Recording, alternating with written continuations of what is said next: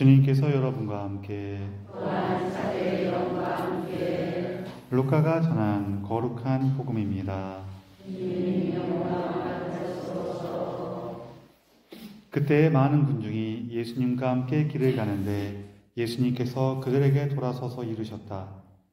누구든지 나에게 오면서 자기 아버지와 어머니, 아내와 자녀, 형제와 자매, 심지어 자기 목숨까지 미워하지 않으면 내 제자가 될 수 없다. 누구든지 제 십자가를 짊어지고 내 뒤를 따라오지 않는 사람은 내 제자가 될 수 없다. 너희 가운데 누가 탑을 세우려고 하면 공사를 마칠 만한 경비가 있는지 먼저 앉아서 계산해 보지 않느냐. 그렇지 않으면 기초만 놓은 채 마치지 못하여 보는 이마다 그를 비웃기 시작하며 저 사람은 세우는 일을 시작만 해놓고 마치지는 못하였군 할 것이다.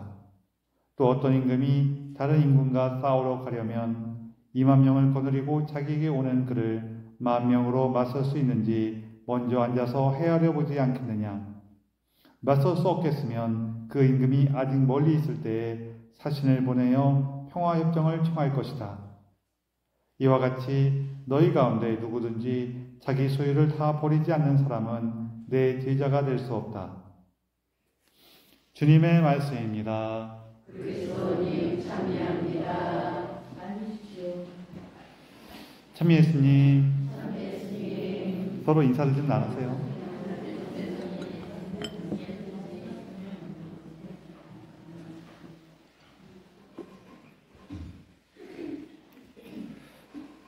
어떤 사람이 이제 신발 가게에 운동화를 이렇게 사러 갔는데 이게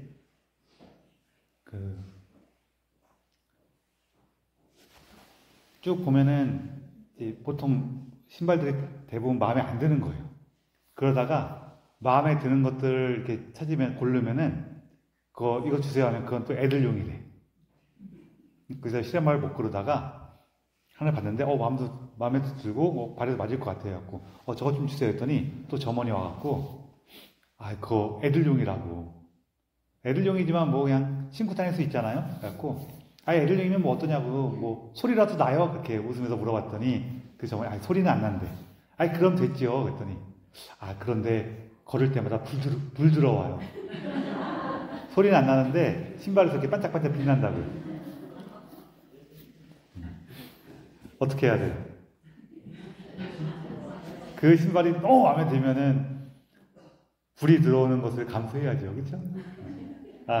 이게 왜 드리냐면은 오늘 이제 복음에서 예수님께서 이제 자기 십자가를 지고 나 따라야 한다. 그리고 자기 소유를 다 버려야지만 내 제자가 될 수 있다. 이런 얘기를 하세요. 그래서 앞에서부터 쭉 얘기를 들어보면은 이제 예수님께 가려면 누구든지 나에게 오면서 자기 아버지와 어머니, 아내와 자녀, 형제와 자매, 심지어 자기 목숨까지 미워하지 않으면 내 제자가 될 수 없다. 이렇게 나오는데 이게 막 서로 자기 목숨을 미워하라는 얘기를 하기보다는 물론 예수님을 따르기 위한 각오를 정말 강하게 해야 된다라는 그 표현을 이런 식으로 하실 수도 있어요. 근데 이제 많은 분들께서 얘기하시는 게 아마 이게 원래 이스라엘 사람들이 사용하던 그 말, 아람어나 히브리어의 그런 표현들을 이렇게 번역하면서 옮기다 보니까 이런 식으로 표현이 됐을 거다라고 얘기하는데 그게 뭐냐면은 원래 예수님이 쓰던 말에는 비교형이 없어요. 비교형이 없어갖고 나는 사과보다 배가 더 좋아. 이 말을 하려면 어떻게 해야 되냐면은 나는 사과를 싫어하고 배를 좋아해. 이렇게 써야 돼요. 나는 사과를 싫어하고 배를 좋아해. 이렇게 말을 하면은 저 사람이 사과를 싫어하는구나 라고 이해하는 게 아니라 사과보다 배가 더 좋다는 뜻이구나 이렇게 이해하는 거예요. 그런 식의 표현이 이제 우리 신약성경, 특히 복음서를 포함한 신약성경들은 지금 우리에게 전해지는 원본이 무슨 말로 써 있을까요? 무슨 말로 써 있냐면은 그리스 말로 써 있어요. 옛날 그리스말로 써 있는데, 이게 예수님이 그 이스라엘 사람들하고 얘기하실 때 옛날 그리스말로 했을까요? 아니에요. 아마 아람어로 했을 거예요. 아니, 히브리어로 하지 않았어요? 이렇게 생각하시는 분 계실 수 있는데, 히브리어는 그 성경을 읽을 때, 그러니까 예수님 기준에서는 구약 성경이죠. 구약 성경을 읽을 때나 이렇게 풀이할 때, 그럴 때만 사용을 해요. 그 일상생활에서는 벌써 히브리어를 그렇게 많이 쓰지 않았어요. 그건 좀 이렇게 배우신 분들이 딱 할 때 쓰는 거예요. 그러니까 약간 어떤 느낌이냐면은, 우리로 치면은 한문으로 딱 하는 거예요. 한문으로 말을 하고 글을 쓰고 그러는 건데, 한자로. 그러면은 이렇게 좀 이렇게 배우신 분들이 딱 모여갖고 들어가면서 이제 딱 그 시경에 있는 걸 딱 읊으면서 들어가고, 딱 그리고 서로 대답하고, 이럴 때 쓰는 말이에요. 히브리어는 약간 이런 느낌이고, 일상에서 쓰는 말은 대부분 아람어라는 말을 썼어요. 비슷한 말에 이렇게 갈래긴 한데, 그래서 좀 달라요. 그러면은 예수님께서 하신 말씀은 이렇게 주로 아람어인데, 그럼 사람들은 예수님 말씀을 아람어로 기억하고 있겠죠.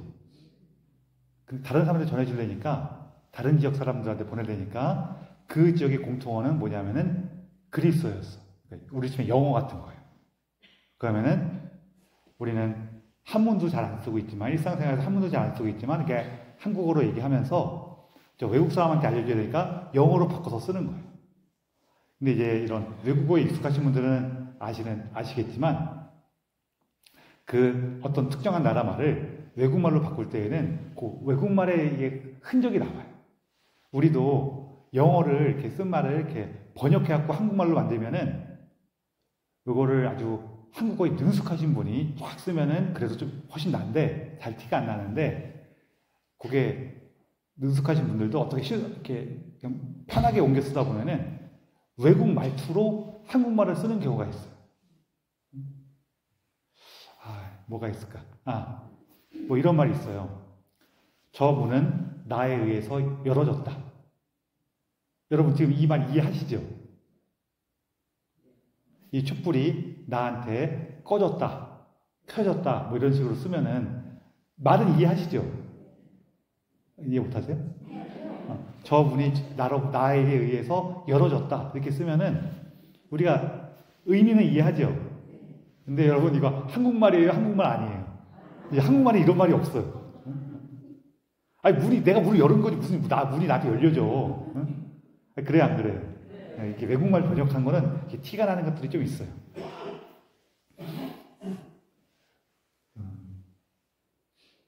예를 들은 거예요, 이런 식으로. 그래서 이런 것들이 원래 예수님께서 사용하시던 아람어가, 루카복음사가는 그리스말을 정말 잘 쓰시는 분이었거든요. 그래서 그 아람어를 이제 그리스말로 바꿔갖고 표현하다 보니까 이런 식으로 표현이 되고, 이런 식으로 표현하고 나니까 오히려 이게 굉장히 예수님을 따르기 위한 우리의 삶의 각오를 아주 강하게 드러내는구나 해갖고 이렇게 남은 거 같다고 말씀을 하세요. 그래서 이 말씀도 예수님을 따르기 위해서는 가족들을 막 미워하고 자기 목숨을 미워해야 돼요? 아니면은 그런 것들도 뭐 중요하지만 그것보다 예수님을 더 중요하게 따라야 돼요. 예수님을 더 중요하게 하라는 거예요. 그리고 이거는 실제로 우리 삶에서도 막 벌어져요. 어떻게 벌어지냐면은 내 남편, 내 아내, 내 아이들, 내 부모님 하면서 막 하다 보면은 자꾸 상대방이 자유롭게 살았으면 좋겠어요? 좀 내 뜻대로 해줬으면 좋겠어요. 그쵸? 내 뜻대로. 훌륭하십니다. 여러분들이 우리 아이들이 자유롭게 살았으면 좋겠어요 라고 말씀하시면 제가 진짜요? 근데 왜 애들한테 왜 화내요? 애들이 지 마음대로 하는데 왜 그거 보면서 화내요? 이러려고 그랬는데 그래요. 현명하십니다. 이게 우리가 마음 한편으로는 특히 내가 사랑하는 자녀들이 자유롭게 살았으면 좋겠죠. 근데도 하는 걸 보고 있으면은 지 마음대로 살고 있는데 그걸 보고 있으면은 자유롭게 살고 있으니 참 좋구나 그래요? 아니면은 왜 일을 저렇게 하고 그러면서 막 속상해. 그런 거예요. 그런 마음들이 있는 거예요. 그런데 이 마음이 좀 내가 원하는 대로 네가 좀 했으면 하는 마음이 너무너무 세지면은 어떻게 되냐면은 삶이 너무 갑갑하고 힘들어. 이게 우리가 가끔 보면은 우리가 뭐 이런 얘기 할 때 여러분 그 아이들이 자유롭게 살아가는 거에 대해서 모든 마음을 내려놓고 딱 떠나보내십시오. 뭐 혹시 되시면 하세요.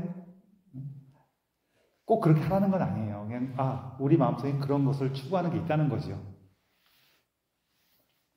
근데 이게 어느 정도 일반적인 범위 안에서 있을 때에는 일반적인 범위라고 해서 서로에게 그냥 이렇게 잘 지낼 수 있을 만한 범위 안에 있을 때 괜찮은데 우리 가끔 이제 TV나 이런 데서 보면은 좀 이렇게 너무 심한 집들 있죠. 부모가 너무 이렇게 아이들 올가매갖고 정말 숨도 허락받고 쉬어야 할 정도로 이렇게 하는 그런 거 볼 때 있죠. 그러면은 서로에게 불행해요. 그럼 거기에서 어떻게 해야지 벗어날 수 있는가? 거기에서 어떻게 해야지 더 좋은 삶을 찾을 수가 있는가? 그럴 때 예수님을 기억할 때 비로소 우리 삶을 찾아갈 수가 있어요. 아우 저놈 왜 저러는 거야? 막 그러다가도 내 아이지만 이 아이는 단순히 내 아이가 아니라 하나님께서 주신 선물이구나.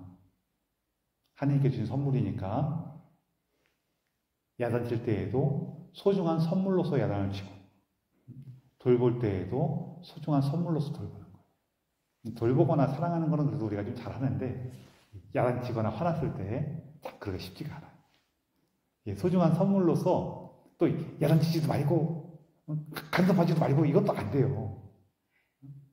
소중한 선물이지만 내가 간섭하거나 야단쳐질 때도 있어. 근데 그 구분을 어떻게 할 거냐는 거예요. 그 기준이 예수님께서 나에게 주신 선물이라는 거예요. 이처럼 예수님을 따르려고 할 때에 비로소 우리 아이들이 진정으로 내 아이들이 돼요.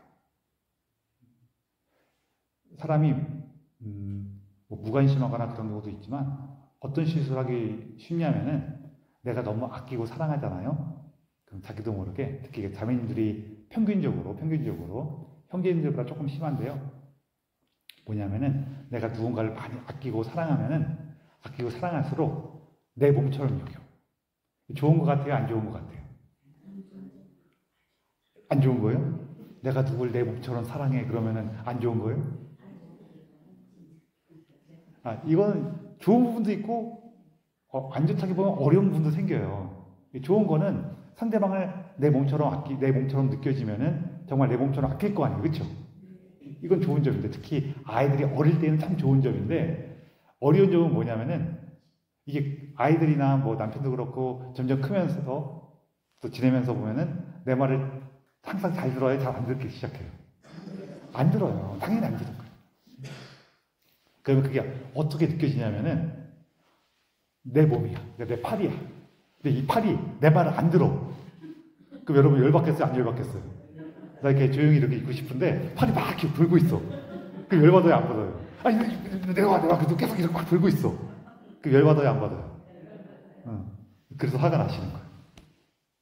내 몸처럼 느껴진다는 게 또 이런 문제가 있어요. 이런 어려움이 있어요. 그래서 처음에는 내 몸처럼 느껴졌지만 예수님을 만나면서 어떠냐면은 이게 내 몸이 아니라 내 아이구나. 이런 것들을 우리가 더 많이 경험하게 될수록 상대방하고 더 좋은 관계를 맺게 돼요. 더 깊은 관계를 맺게 돼요. 그래서 이런 일들이 벌어지는데 우리 가정 안에서 이런 일이 벌어져요. 그런데 이제 가정을 벗어나서 우리 특별히 공동체 안에서 혹은 지역 안에서 내가 만나는 사람들 사이에서 여러 가지 만남을 갖기 시작하면은 그 안에서 이제 하느님의 소명이 좀 더 드러나죠. 여기 보면은 이제 우리는 자기 십자가를 지고 예수님 따르래요. 제가 자기 십자가 얘기는 종종 했잖아요, 그렇죠? 우리가 십자가를 질 때는 이게 내 십자가인지 남의 십자가인지를 조금 살필 수 있으면 좋다고. 그래서 예수님께 자꾸 내 십자가가 무엇입니까? 라고 이렇게 물어보시면서 청하시면 좋은데, 우리 좀 전에 가족 얘기한 것, 우리 자녀들 얘기하거나 가족들 얘기한 것도 마찬가지인데, 이게 뭐냐면은 상대방은 내 몸의 일부로 느껴지면, 내 팔처럼 느껴지면은 내 팔이 하는 일은 내가 하는 일이잖아요. 그렇죠? 그러면은 내 팔이 하는 일이 내가 하는 일이니까 자꾸 팔이 할 일을 내가 하려고 그래. 근데 이게 내 팔이 아니라 내 자식이야. 나와 다른 사람이야. 그러면은 자식이 할 일은 내 일이 아니게 되죠. 내 일은 그 일을 하는 게 내 일이 아니라 이 아이가 이 일을 할 수 있도록 내가 어떤 마음으로 도와주거나 기다려주거나, 때로는 꾸짖거나 뭐 기다려주는 것도 많이 필요해요. 그리고 다시 한번 말씀드리지만 그런 것들을 할 수 있게 될 힘이 생긴단 말이에요. 그래서 자기 십자가를 좀 더 분명히 할 수가 있어요. 그러면서 이제 뒤에 나오면은 이제 누가 탑을 세우려고 하면 공사를 하기 전에 할 수 있는가 헤아려 본다. 또 이게 임금과 하려면 싸울 때 내가 맞설 수 있는지 헤아려 본다. 뭐 그런 얘기 나오면서 누구든지 자기 소유를 다 버리지 않는 사람은 내 제자가 될 수 없다. 이렇게 얘기하는데요. 이게 어떤 뭐 많은 내용이 있지만 그 중에 하나 어떤 거냐면은 이런 거예요. 이게 딱 생각해보고 네가 할 수 있으면 해라. 이런 뜻이라기보다는 뭐 그런 의미가 없다고 얘기하기는 그렇지만 그런 의미보다는 이거예요. 자, 탑을 세우려고 해요. 탑을 세운다는 거는 훌륭한 일을 해낸다, 좋은 일을 한다, 뭔가 내가 하느님께 열심을 드러낸다, 다양한 그런 것들이란 말이에요. 자, 그럴 때 그럼 탑을 세우려고 그러면은 탑을 세우는 것은 멋지고 좋은 일이니까 이게 좋은 마음으로 딱 탑을 세우면 탑이 딱 서겠지 그래야 돼요? 아니면은 이 탑을 세운다는 건 좋은 일이니까 내 삶을 많이 거기다가 희생할 수밖에 없겠구나라고 생각해야 돼요. 첫 번째예요, 두 번째예요? 두 번째. 이게 당연하다는 거예요. 여기 멀리 임금이 쳐들어올 때 내가 상대할 수 있을까? 헤아린 다음에 상대할 수 없겠구나 하면서 먼저 가서 항복을 하면은 그래, 그 임금이 너 참 현명하구나 하면서 잘했다. 우리 이제 안 싸우려니까 너 평화롭게 잘 지내라 이러겠어요? 아니면은 너 항복한다고 이제부터 내 말 잘 들어. 너 이제부터 요거 하고 저거 해. 그럼 시킨 대로 해야 돼요. 두 번째죠. 그렇죠? 아니 쟤가 왜 쳐들어오겠어요? 나한테 뭐 시키려고 쳐들어오는 거 아니에요? 그렇죠? 지배하려고. 그렇죠? 근데 그거를 내가 멀리서 내가 싸우면 지게 되면서 항복하기로 정했어. 그럼 여러분 우리 사각 같은 거 보면 알겠지만 내가 항복하면 상대방이 너 참 항복해서 참 착한 애구나. 앞으로 평화롭게 잘 살아 네 맘대로 하면서 이래요? 아니면은 이것저것 막 시켜요? 시킨단 말이에요. 우리도 뭐 이렇게 막 그러잖아요. 막 이렇게 항복하면은 그럼 뭘 바쳐라 막 그렇게 한단 말이에요. 무슨 얘기냐면은 내가 그렇게 항복하기로 현명한 결정을 했으면은 이게 정말로 현명한 결정이고 그 결정을 했으면은 그 결정에 따라서 내가 치러야 되는 값이 있다는 거예요. 당연한 거 아니에요. 자, 우리가 예수님의 부르심에 응답해서 내 삶을 예수님께 함께 하기로 했어. 그 십자가를 따르기로 했어. 그러면은 당연히 치러야 되는 값이 생기겠어요? 안 생기겠어요? 생긴다는 거예요. 근데 우리가 이 신앙생활 하면은 순간적으로 오해를 할 때가 생기는데요. 이게 우리가 다 알아. 이거 다 아는데 치러야 될 값이 있고 내가 짊어져야 되는 몫이 있다는 거 다 아는데 우리가 이게 신앙생활 하면서 예수님 안에서 정말 열심히 살아가다 보면은 순간적으로 착각을 해갖고 안일해질 때가 있어요. 내가 이렇게 하느님을 사랑하는 마음으로 이렇게 정성을 다해서 하니까 잘 되겠지. 어떠한 고생도 없이 잘 이루어지겠지. 근데 제가 이렇게 표현하고 나니까 여러분들 어떠세요? 그거 안 되는데 생각 드시죠? 그렇죠? 우리가 다 지금 이게 침착하게 현명하게 생각할 때에는 이게 다 알아.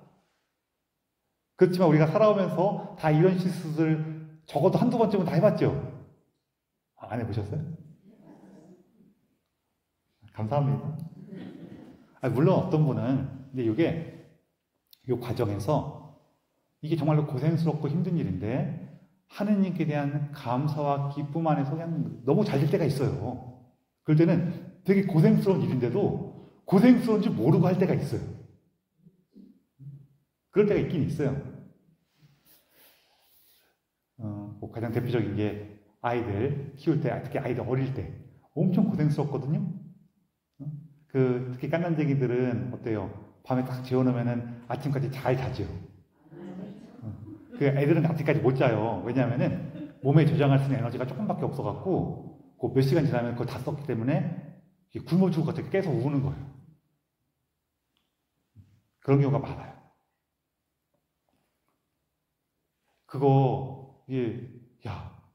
밤에 잠을 제대로 못 자고 몇 시간마다 깨갖고 젖 먹이고 이렇게 하는 거 생각하면은 지금 이렇게 생각해도 되게 고생스러운 일일 뿐만 아니라 예전에 하실 때에도 그 힘든 걸 어떻게 했냐 이런 마음이 드실 거란 말이에요. 근데 우리 또 하는 말 중에 그런 얘기 있잖아요. 아이들 태어나면은 돌까지 평생 효도 다 한다. 이게 무슨 얘기인지 아시죠? 그때 너무 예뻐. 너무 예쁘니까 그 고생스러운 걸 그냥 다 해. 그때도 힘들다 그러면서 다 해. 그쵸? 고생스러운지도 모르고 할 때가 있어요. 그러니까 그게 고생스러운지는 모르면 살 수는 있지만 이게 어렵고 힘든 일이 따라온다는 거예요. 자연스러운 거예요. 우리도 지금도 그런 게 있어요. 뭐가 있냐면은 우리 특히 자매님들 이렇게 뭐 형님들 마찬가지긴 한데 자매님들 많이 계시니까 어느 날 남편하고 이렇게 싸웠어. 뭐 싸운다기보다는 막 나무랐어. 야단을 쳤어. 일방적으로 혼냈어. 남편도 뭐라고 싫은 소리 몇 마디 하긴 했지만 어쭈 그러면서 내가 더 혼냈어. 그리고 나서 낮에 다 이렇게 묵주기도 하는데 아니면 성당 가서 기도하는데 내가 좀 너무했나? 라는 마음이 들었어요. 저 사람도 생각해보면은 조금 못나서 그렇지 마음씨가 나쁜 사람은 아닌데 근데 내가 너무 심하게 그랬네 이런 마음이 들면서 좀 미안해. 그래서 예수님한테 약속을 했어요. 예수님 제가 좀 너무한 것 같았어요. 오늘부터 우리 남편한테 좀 더 잘해줄게요. 이렇게 결심을 했어요. 이렇게 내가 예수님 앞에서 남편을 더 아끼고 사랑하겠노라고 결심을 하면은 어때요? 그날부터 남편이 갑자기 내 마음을 알았는지 뭔가 더 가정을 잘하고 나한테 더 예쁘게 굴고 막 그러죠. 그래요? 그러신 분이 계시면 축하드립니다. 그렇게 결심한 날일수록 더 미운 짓을 해. 그 미운 짓을 하면은 내가 처음에는 예수님 안에서 내가 더 사랑하기로 결심을 했으니까 좀 더 참다가 이제는 쌓여갖고 폭발하면서 더 화를 내. 더 화를 내고 나면은 다음날 되면은 더 미안해갖고 예수님 제가 어저께도 잘해주라 그래놓고 참지를 못하고 더 화를 냈어요. 그럼 더 속상해. 이런 일이 반복될 수가 있단 말이에요. 근데 이거 여러분 한 몇 번 당해본 다음에는 어느 날 문득 그래 우리 남편도 살아오는 거 힘들고 나름대로 자기 딴에는 열심히 한다고 하면서 애쓰고 고생했네 이 마음이 느껴지면서 좀 이렇게 안타깝고 불쌍해 보였어. 그래갖고 자기도 모르게 입에서 나왔어요. 예수님 제가 우리 남편에게 좀 더 따뜻하게 대하겠습니다. 도와주십시오. 기도가 나왔어. 그러면은 몇 번 당해본 사람은 이 기도가 나온 순간 빨리 깨달아야죠. 뭘 깨닫냐면은 오늘 집에 가면은 남편이 뭔가 미운 짓을 하겠구나. 깨달아야 돼요? 안 깨달아야 돼요? 이게 몇 번 당했으면 깨달아야지. 몇 번 당해놓고도 계속 당하면 어떻게 돼요? 그쵸? 이게 그런 얘기인 거예요. 내가 뭔가 사랑의 결심을 하면은 내가 이렇게 예수님을 찬미하고 감사하고 기쁜 마음으로 사랑의 결심을 하니 여기서 좋은 일만 있겠구나. 좋은 일만 이어지겠구나. 뭐 불가능한 얘기는 아닌데 보통은 좀 세게 얘기하면 어린 반푼어치도 없는 얘기예요. 우리가 무언가 좋은 일을 하겠노라고 결심하는 그 순간부터 내가 짊어져야 되는 십자가가 준비되어 있는 거죠. 우리가 특히 아이들 키울 때 보면은 아이들을 믿는다는 거는 이 아이가 특히 아이들 어릴 때 아직 경험이 많이 없고 미숙할 때 아이들을 믿는다는 거는 이 아이가 그 일을 잘할 거라고 믿는 게 아니에요. 이 아이가 그 일을 하면서 분명히 사고 치겠구나를 믿는 거예요. 그걸 기다리는 거예요. 그걸 인내해주고 그런 아이의 모습을 기다려주는 거거든요. 마찬가지로 내가 하느님을 따르겠습니다. 당신의 사랑 안에로 나아가겠습니다. 라고 할 때 그 길이 꽃길이라는 걸 믿는 게 아니에요. 그 길이 십자가의 길이라는 걸 믿는 거예요. 근데 그 십자가가 우리에게 부활과 생명을 주는 거죠. 그래서 여기 누구든지 자기 소유를 다 버려야 한다. 각오를 하라는 얘기죠. 여러분, 우리가 살아가면서 정말 좋은 결심들을 많이 해요. 하느님 뜻에 살기 위해서 고민하고 애쓰고 그런 순간들 많이 하거든요. 그러면서 그럴 때마다 이제 기억하세요. 아, 예수님, 제가 이렇게 훌륭하고 멋진 결심을 하고 혹은 이렇게 참 아름다운 마음이 드는 걸 보니 뭔가 고생할 거리가 있겠군요. 그러셔요. 그리고 지금까지 잘 해오셨어요. 그 고생할 거리라는 거는 내가 힘들게 해야 되는 것들도 있지만 어떤 것들도 있냐면요. 뭔가 그런 예수님께 주신 사명하는 도에 나아가다 보면은 어느 순간에 아이고 내가 이렇게 부족했구나. 내가 이렇게 모자랐구나. 나도 이렇게 누군가 미워하고 다투고 싸웠구나. 내가 사랑하러 나아가고 결심하면서 그거에 참 부족한 사람이 미숙한 사람이구나. 이걸 만나면서 되게 부끄럽고 속상할 때도 있어. 근데 그거는 어쩔 수 없는 거예요. 왜? 그것을 만나고 그런 자기 모습 안에서 하느님의 사랑을 깨달으라고 그런 일이 생긴 거란 말이에요. 그래서 내가 예수님께 나아갈 때에는 이처럼 여러 가지 어려움도 있고 또 마찬가지로 나의 부족함과 연약함을 만나게 되는 순간도 당연히 따라오겠어요? 안 따라오겠어요? 따라온다는 거예요. 그럴 때 오히려 우리는 이제 그런 순간 맞이하면은 아이고 내가 좀 대단한 줄 알았는데 이렇게 부족한 사람이었구나. 내가 괜히 예수 믿는다고 나서 내가 신앙생활 오래 하다가 이렇구나. 이러지 마시고 아이고 예수님 지금 제 너무 부끄럽고 창피하고 속상하고 한데 내가 이럴 줄 알았어요. 다시 따르면 이럴 줄 알았지 뭐. 제가 원래 그래요. 이런 부족한 저를 다시 한번 마주하게 해주시고 이런 저를 사랑해 주신 당신께 너무나 감사합니다. 그러세요. 그렇게 해서 우리가 예수님 따르는 길이 이 십자가가 있는 길이구나. 또 여러 가지 어려움과 고난이 있는 길이구나. 그러니까 우리가 각오하는 거예요. 근데 동시에 거기에는 뭐가 있어요? 생명이 있어요. 예수님과 함께하는 새로운 부활의 삶이 있어요. 우리는 그 희망으로 우리가 마주하게 되는 이런 여러 가지 어려움과 혹은 부끄러움 그런 것들을 기꺼이 받아들이는 겁니다. 그러나 우리가 이거를 받아들일 각오에는 항상 두려움이 있고 이렇게 마음 안에 어려움이 있거든요. 그래서 예수님께 우리가 청하는 거죠. 주님, 제가 당신의 십자가로 나아갈 때 이 어려움이 있다는 거 알고 그것이 나에게 생명이 된다는 것도 알긴 아는데 두렵습니다. 그러니 주님, 저와 함께 해주시고 저를 이끌어 주십시오. 당신의 사랑 안에서만 제가 이것을 기꺼이 할 수 있습니다. 그러니 저와 함께 해주십시오. 라고 청하는 거죠. 오늘도 우리 주님께 우리와 함께 하시기를 그 사랑과 자비 안에 우리가 머물 수 있는 그 은총을 청하며 이 기사를 봉헌합시다.